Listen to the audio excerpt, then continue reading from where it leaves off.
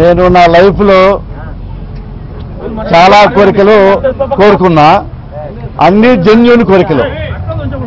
ఇప్పుడు ఎన్ని జెన్యూన్గా నేను కోరికలు కోరుకున్నాను అన్ని దేవుడు నాకు తీర్చాడు. ఇప్పుడు నాకు ఒకటే ఒక కోరిక ఉంది, ఒక్కటే, వైఎస్ఆర్ పార్టీ అధికారంలోకి రావాలని, వైఎస్ జగన్మోహన్ రెడ్డి గారు ముఖ్యమంత్రి కావాలని. ఇదొక్కటే నేను బలంగా జెన్యూన్గా న్యాయంగా కోరుకున్నా. ఇది జరగాలని మళ్ళీ మళ్ళీ ఈ కడపలో రాజశేఖర్ గారి వ్యక్తిగత సాక్షిగా మీ అందరి ముందు వినమ్రంగా తెలియజేస్తున్నాను. రాబోయే ఎలక్షన్లో, ఆంధ్రప్రదేశ్ ఎలక్షన్లో వైఎస్ జగన్మోహన్ రెడ్డి గారే మంచి మెజారిటీతో గెలుస్తాడు, గెలవాలని మనస్ఫూర్తి కోరుకుంటున్నాం. ఇప్పుడు ఇది తెలుగుదేశం పార్టీ వాళ్ళ కొత్త కాదు కదా, కొత్త అయితే మనం ఆలోచించవచ్చు.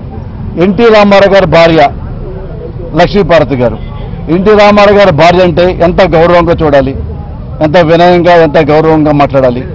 ఆమెనే దుష్టశక్తి అని అప్పుడే ఆ రోజుల్లోనే చంద్రబాబు నాయుడు గారు ఆమెని అన్పాపులర్ చేసి, రామారావుని చంపి ఆమెని అనాథం చేసి హీనంగా ఈ రోజుకు మాట్లాడుతూ ఆడదాన్ని అవమానించాడు. అది మీ అందరినీ తెలిసి కొత్తగా చెప్పకల్లా.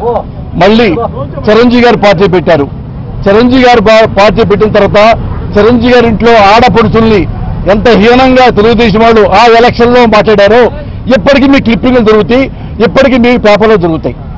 అదే పరంపర మళ్ళీ కొనసాగిస్తున్నారు తెలుగుదేశం వాళ్ళు. ఇంకొత్తగా చెప్పాల్సింది ఏమిటి వాళ్ళ గురించి, వాళ్ళకి ఎంత ప్రేమ ఉంటుందో, ఎంత గౌరవం ఉందో ఆడవాళ్ళంటే. ఈ 3 సంఘటనలు చాలుగా చిరంజీవి గారు కన్నీళ్లు పెట్టుకున్నాడు.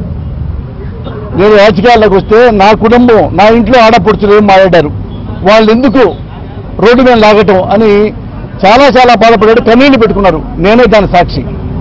అది అంత దుర్మార్గంగా ప్రవర్తిస్తారు వాళ్ళ గెలుపు కోసం, వాళ్ళ అవకాశాల కోసం తెలుగుదేశం పార్టీలో కొంతమంది నాయకులు. దాని గురించి మనం మాట్లాడుకోకపోవడం మనకి చాలా సంస్కారం ఉన్నట్టు లెక్క. లైఫ్లో పోటీ చేయను, ఎంపీగా లేదు, ఎమ్మెల్యేగా లేదు, ఓన్లీ వైఎస్ జగన్మోహన్ రెడ్డి గారి పార్టీకి నేను సర్వీస్ చేస్తా ఉన్నంత కాలం.